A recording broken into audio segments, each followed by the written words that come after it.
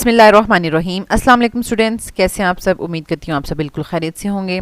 Rabbi इश्रह ली सदरी व यस्सिर ली अमरी वहलुल उक़दतम मिन लिसानी यफ़क़हू क़ौली। ऐ मेरे रब, मेरे लिए मेरा सीना कुशादा फरमा दे और मेरा काम आसान कर दे और मेरी ज़ुबान की गिरा खोल दे ताकि वो मेरी बात समझ सकें। आमीन।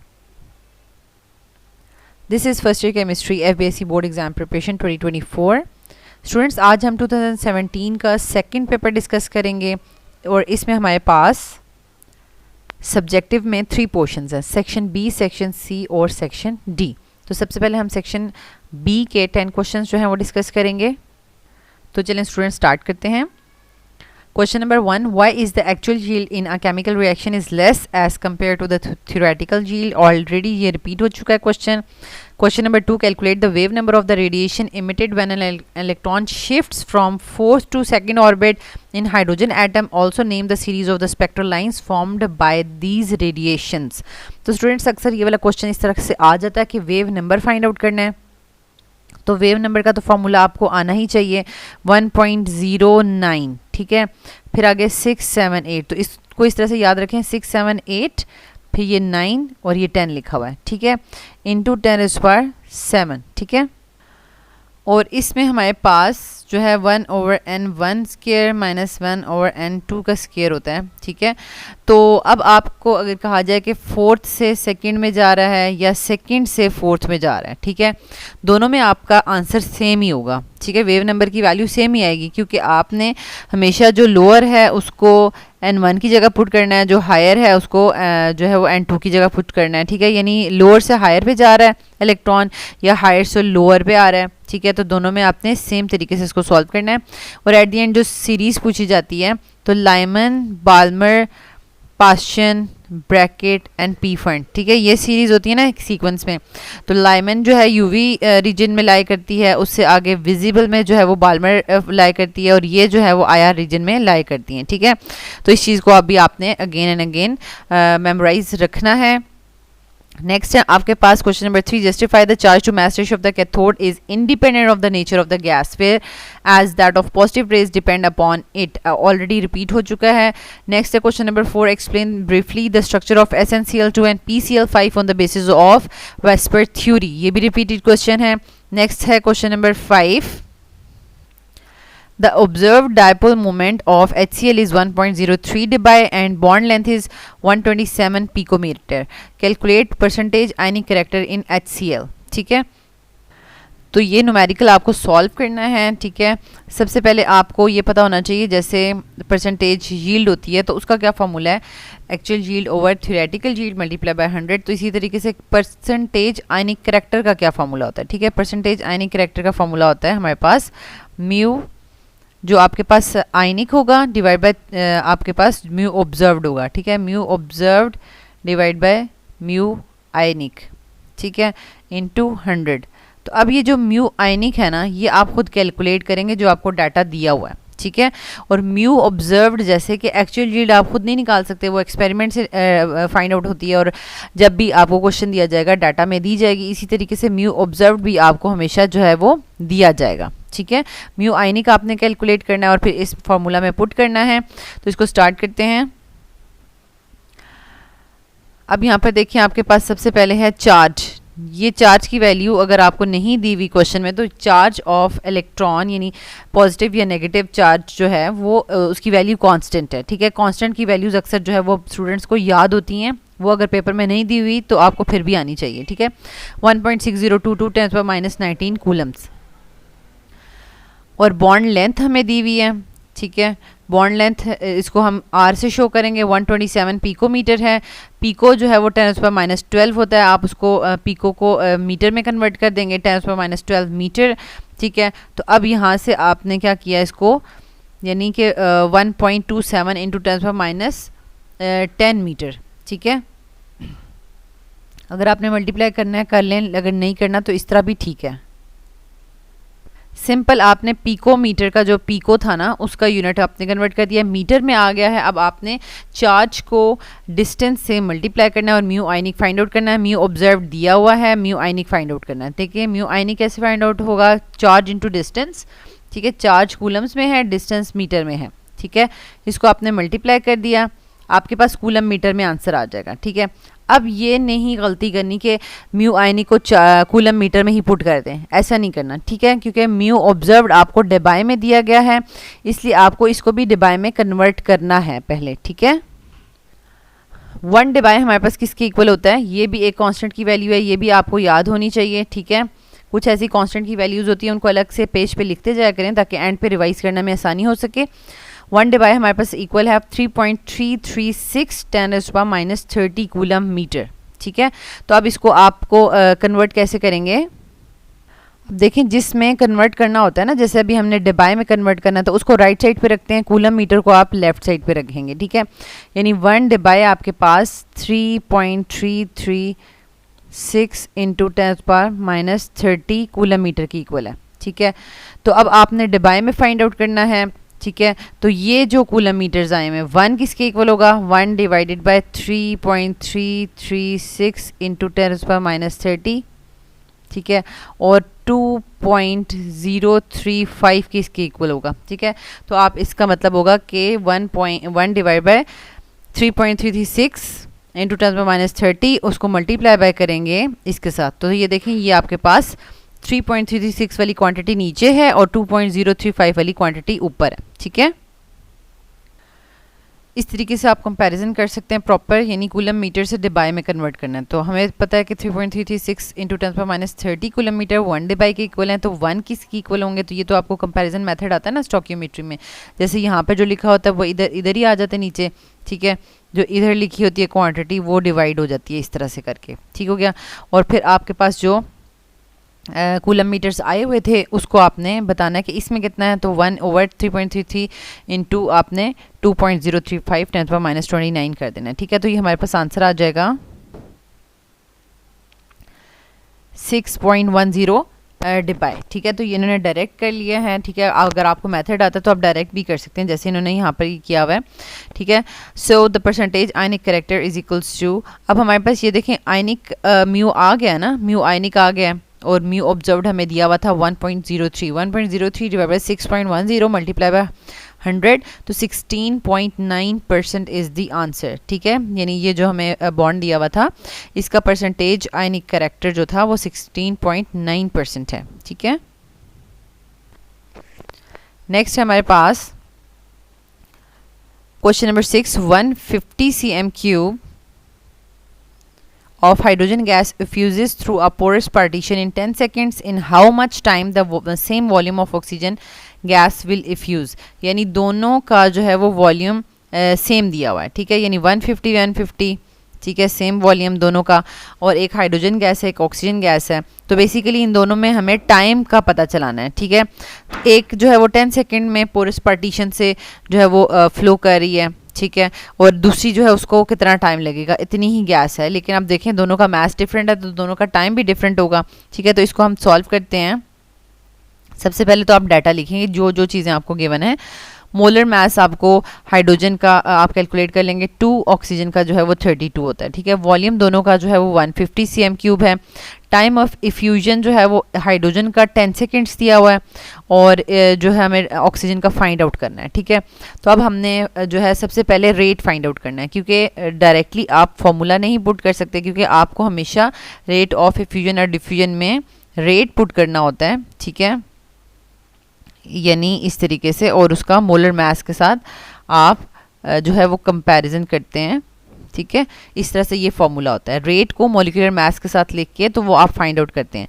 अब रेट में हमारे पास again volume divide by time का जो है वो फैक्टर आ जाता है, जिसकी वजह से हम टाइम को भी फाइंड आउट कर सकते हैं। ठीक है, अब जैसे हम rate of effusion find out करेंगे तो वो हमारे पास होगा वॉल्यूम डिवाइड बाय टाइम। अब वॉल्यूम 150 है, डिवाइड बाय टाइम 10 सेकेंड्स है, तो हमारे पास 15 cm³ पर सेकेंड इसका आंसर आ गया। ठीक है, रेट आ गया, लेकिन ऑक्सीजन का फाइंड आउट करेंगे तो हमारे पास टाइम तो होगा ही नहीं, तो 150 को हम जब टाइम से डिवाइड करेंगे तो हमारे पास आंसर आ जाएगा 150 डिवाइड बाय T, बस सिंपल यही आ जाएगा। तो ये अभी सॉल्व्ड फॉर्म में नहीं है। ठीक है, इसको हमने इसी तरीके से पुट करना है, जैसे इसका रेट हमने 15 पुट करना है तो इसका रेट हमने पुट करना है 150 डिवाइड बाय T, यानी टाइम ऑफ ऑक्सीजन। ठीक है, तो ये हमारे पास आ गया इस तरीके से रेट दोनों का फाइंड आउट हो गया। ये हमने फॉर्मूला लिख दिया, rate of hydrogen divide by oxygen is equals to square root of molar mass of oxygen divide by hydrogen. ठीक हो गया, ये एक दूसरे के इन्वर्सली प्रोपोर्शनल होते हैं।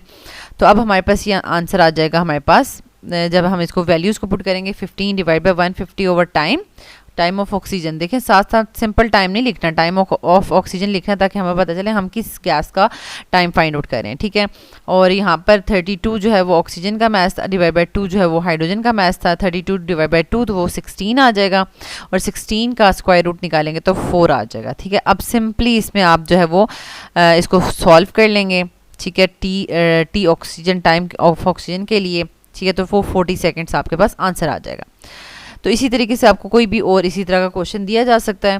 नेक्स्ट है question number 7, state Dalton's law of partial pressure, how this law describes the process of breathing at high altitude. ठीक है, तो ये ऑलरेडी आपके पास 2015 के फर्स्ट पेपर में ये रिपीट हो चुका है। नेक्स्ट है हमारे पास question number 8, describe vacuum distillation giving its one application. ठीक है, तो ये भी आपका ऑलरेडी क्वेश्चन रिपीटेड है। नेक्स्ट है question number 9, define anisotropy, transition temperature and cleavage plane. Anisotropy and transition temperature already repeated हैं। ठीक है, क्लीवेज प्लेन जो है वो हम इसको कर लेते हैं यहाँ पर। सिंपली क्लीवेज क्या होता है पहले, ठीक है, the breaking up of layer crystals, breaking up of larger crystals into smaller ones with identical size and shape is called cleavage. ठीक है, यानी अगर लार्जर हमारे पास क्रिस्टल्स हैं और उनको हमने स्मॉलर वंस में कन्वर्ट करना है, ठीक है, उसको ब्रेक करना है with identical size and shape, यानी उनकी शेप और साइज सेम रहनी चाहिए। फॉर एग्जांपल अगर हम कहें कि कुछ क्यूबिक यूनिट से मिलकर कोई क्रिस्टल लैटिस बनी हुई है, ठीक है, तो उसको हम जब ब्रेक करना चाह रहे हैं तो हम चाह रहे हैं कि इसकी शेप और साइज़ ख़राब ना हो। ठीक है, यानी इधर से ब्रेकिंग ऑफ द क्रिस्टल्स नहीं होनी चाहिए, यहाँ से लेयर वाइज होनी चाहिए, इधर से या इधर से होनी चाहिए, ताकि उनका जो साइज़ है वो साइज़ और शेप जो है वो उनकी रिमेन रहे, ठीक है, आइडेंटिकल रहे। तो इस वजह से हमारे पास जो क्लीवेज प्लेन्स होते हैं वो क्या होते हैं, the plane which contains the direction of cleavage is called cleavage plane. अब हमारे पास अगर लेयर्स में इस तरीके से कोई हमारे पास क्रिस्टल लैटिस पड़ा हुआ है, ठीक है, कोई स्ट्रक्चर है क्रिस्टल फॉर्म में, ठीक है, तो वो ऐसा होता है कि जब हम प्रेशर अप्लाई करते हैं तो उसकी ये जो पूरी की पूरी लेयर्स हैं ये स्लाइड करती हैं। ठीक है, ये आगे की तरफ स्लाइड करती हैं और ये जो है वो दूसरी तरफ स्लाइड करेंगी और ये जो है वो टूट जाएगा। ठीक है, तो लेयर वाइज अब अगर इस तरह से ब्रेकिंग होती है ना इसकी क्रिस्टल की, तो इसका मतलब है कि this plane is called the cleavage plane, जिसके अलोंग जो है वो क्रिस्टल जो है वो ब्रेक हुई है, उस प्लेन को हम क्लीवेज प्लेन कहेंगे। ठीक है, सिंपल।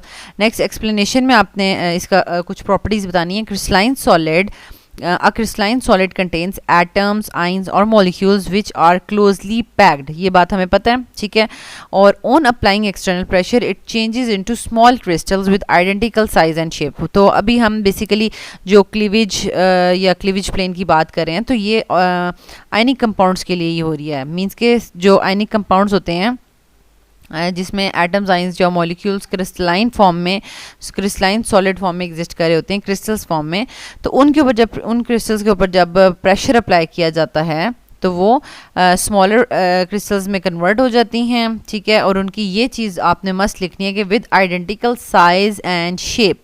ठीक है, यानी प्रॉपर उनकी क्लीवेज होती है। इसकी एग्जांपल्स में हमारे पास जो है वो 3 एग्जांपल्स हैं। आपको इसी भी 2 एग्जांपल्स जो है वो मेमोराइज कर सकते हैं इसको एग्जाम्स में करने के लिए। Nickel sulphate with 6 water molecule crystals can be cleaved easily parallel to the surface. अब पैरेलल टू द सरफेस का मतलब क्या है कि मतलब इस तरह से इसकी क्रिस्टल्स पड़ी हुई हैं, ठीक है, यानी उसके अंदर यूनिट सेल्स हैं, ठीक है, वो आपस में जुड़े हुए हैं। तो अब ये इस तरह से क्लीवेज नहीं हो रहा, इस तरह से क्लीव नहीं कर रहा। ठीक है, ये किस तरह से क्लीव कर रहा है, पैरेलल टू द सरफेस। जैसे कि ये सरफेस है ना, ये हमारे पास सरफेस है, ये इसकी सरफेस है, तो इसी के पैरेलल इसकी क्लीवेज होगी, या इधर से टूटेगा या इधर से टूटेगा। ठीक है, parallel to the surface cleavage होगी। तो अब जैसे सोडियम नाइट्रेट है और कैल्शियम एसीटेट है, they can also be cleaved easily parallel to the surface, ये भी पैरेलल टू द सरफेस ही इनकी क्लीवेज होती है। Mica can be cut easily parallel to the layers, ये भी पैरेलल टू द लेयर्स ही कट होती है। ठीक हो गया। नेक्स्ट है हमारे पास note, cleavage depends upon direction, so it is an anisotropic property. ठीक है, अच्छा, next question number 10, what are the liquid crystals, write down their two uses in medical science. तो अब लिक्विड क्रिस्टल्स क्या होती हैं और इसके uses. The substance which can flow like a liquid and also have some properties of the liquids within a certain temperature range are called liquid crystals. ठीक है, sorry यहाँ पे लिक्विड्स नहीं था, सॉलिड्स था। ठीक है, the substance which can flow like a liquid and also have some properties, some of the properties of the solids, मतलब यानी आपके पास यहाँ पर सॉलिड एग्जिस्ट कर रहे हैं, ठीक है, और इस साइड पे आपके पास लिक्विड एग्जिस्ट कर रहे हैं, और लिक्विड और सॉलिड दोनों की प्रॉपर्टीज जो शो करेगा वो लिक्विड क्रिस्टल्स होंगी। ठीक है, अच्छा, within certain temperature range, ठीक है, within certain temperature range are called liquid crystals. Means कि अगर आपके पास एक सॉलिड है, ठीक है, उसको आप हीट करते हैं, मेल्ट करते हैं, तो एक ख़ास टेम्परेचर तक जाकर वो लिक्विड क्रिस्टल्स में कन्वर्ट रहेगा। ठीक है, लेकिन अगर आप उसको उस टेम्परेचर रेंज से और ज़्यादा हीट अप करेंगे तो वो क्लियर लिक्विड में कन्वर्ट हो जाएगा। ठीक है, तो अब इसमें ये टेम्परेचर रेंज, डेफिनेशन में टेम्परेचर रेंज का बताना बहुत ज़रूरी है। ठीक है, the substance which can flow like a liquid and also have some of the properties of solids within a certain temperature range are called liquid crystals. The intermediate phase lying between the solid phase and the normal liquid phase is called liquid crystals. और इसके uses आपने medical science में बताने हैं। They are used to locate the veins, arteries and tumors. For example, when a layer of liquid crystal is painted on the surface of the breast, the a tumor shows up a hot area which is colored blue. Thus, this technique helps in early diagnosis of the breast tumour. Means कि जो भी part जिसमें आप कह सकते हैं कि अब जो भी पार्ट जिसमें प्रॉब्लम होगी, जैसे ट्यूमर होगा, तो वो हीट अप होगा, उसका टेम्परेचर वैसे ही बढ़ा हुआ होता है। ठीक है, तो जब टेम्परेचर बढ़ा हुआ होगा तो अगर बॉडी में अप्लाई करते हैं लिक्विड क्रिस्टल्स, ठीक है, ये अप्लाई करते हैं, तो वो वाली जगह जो है जहाँ पर हीट ज़्यादा आ रही होगी, क्योंकि ये हीट अब्जॉर्ब करके अपना कलर चेंज करते हैं। ठीक है, तो वहाँ पे वो जगह जो है वो हमें ब्लू कलर की नज़र आने लग जाएगी। सो इससे ये डायग्नोज हो जाएगा कि इस पार्ट में, यानी इस जगह पे अब ब्लू ब्लू होना शुरू हो गया, तो इट मीन्स इस पार्ट पे प्रॉब्लम है, इस पार्ट पे जो है वो ट्यूमर डायग्नोज हो जाएगा। ठीक है, तो they are use to monitor the temperature changes where conventional methods are not feasible. ठीक है, they are use in the thermometers for measuring skin temperature for the infants, यानी छोटे बच्चों का जो टेम्परेचर मेजर करने के लिए होता है, स्ट्रिप्स होती हैं। ठीक है, इस तरह से उनके अंदर लिक्विड क्रिस्टल्स ही होते हैं, उनके ऊपर इस तरीके से जो है वो स्ट्रिप्स में बना होता है। ठीक है, यानी अब जब बच्चों के माथे पे रखते हैं, ठीक है, अगर वो जितना भी टेम्परेचर होता है तो उसके अकॉर्डिंगली वो अपना वो कलर शो कर देते हैं। ठीक है, जो जितना ज़्यादा टेम्परेचर होगा उतना ही वो हाई एरिया जो है ज़्यादा हाईलाइट होना शुरू हो जाएगा, जिससे पता चल जाएगा कि इस लेवल का जो है वो इस डिग्री तक जो है वो टेम्परेचर हो रहा है बच्चे को। ठीक है, तो ये अदर लिक्विड क्रिस्टल्स की यूजेस भी हैं जो मेडिकल साइंस से अलावा हैं। ठीक है, जैसे कि पोटेंशियल फेलियर्स इन सर्किट्स वगैरह, ठीक है, एलसीडीज स्क्रीन्स और टीवी वगैरह में यूज़ होता है, कैलकुलेटर्स कंप्यूटर्स वगैरह में यूज़ होता है नंबर्स को डिस्प्ले करने के लिए। ठीक है, as a temperature sensor use हो रहा है, जिससे वो कलर चेंज करके अपना बता देता है कि यहाँ से लीकेज है किसी भी चीज़ की। ठीक है, जिससे टेम्परेचर वो एब्जॉर्ब करके अपना कलर चेंज कर रहा होता है। ठीक है, तो इसको भी आप जो है वो अच्छे से रीड आउट कर लें, अपने माइंड में बिठा लें। ठीक है, नेक्स्ट वीडियो में इंशाल्लाह हम सेक्शन सी को डिस्कस करेंगे। यहाँ तक हमने सेक्शन बी को कम्प्लीटली डिस्कस कर लिया है। तो मोस्टली क्वेश्चन जो हैं वो यहाँ पर हमारे पास पास्ट पेपर्स में से ही थे, कुछ नए क्वेश्चन थे जिनको आपने बहुत अच्छे से मेमोराइज करना है। ओके, अल्लाह ताला आपको बहुत आसानियाँ अता फरमाए और आसानियाँ तकसीम करने का शर्फ अता फरमाए। आमीन।